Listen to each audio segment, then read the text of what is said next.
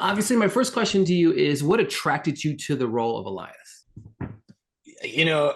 Honestly, when I got asked to do it, they gave me the first script, and I think I'm in like not a lot. And I was like, cool, I have no idea what this is. They're like, let's get on Zoom, let's talk.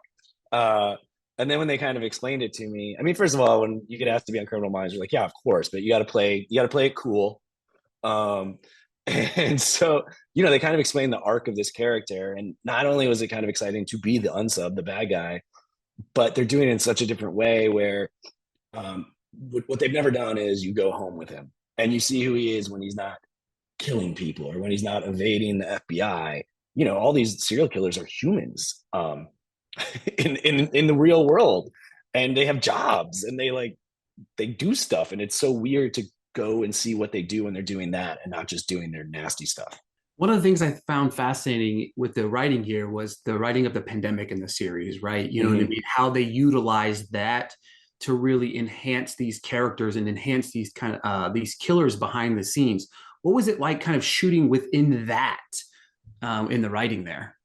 Um, I think it was, I think it's so interesting because we are at that point in the world right now where we're kind of coming out of these couple of years of just, they don't count.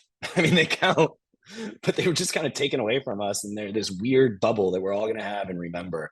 And they affected us. And, I mean, they say in the trailer, Joe says, I've studied serial killers my whole career, but I've never known what a pandemic would do to one. And so, just like everyone else, this serial killer had to go into quarantine and be stuck in whatever his life was and whatever his bubble was, and but he still had these urges and still had to act out in some way, and he found this way through online activity to kind of build a network of other serial killers and, I don't know, get his kicks through manipulating them into doing stuff. And I think it's cool. I think it would be great for the audience and the fans with the original characters because they've gone through 2 years of their life changing, and they're not just picking up right where the show left off. It's like it's 2 years later, and these people's lives have been affected, and they're different people now. My final question to you is at the end of episode 2, Penelope uses the song It's Tricky by Run DMC as a hype song. So, my question to you, Zach, is what is your hype song?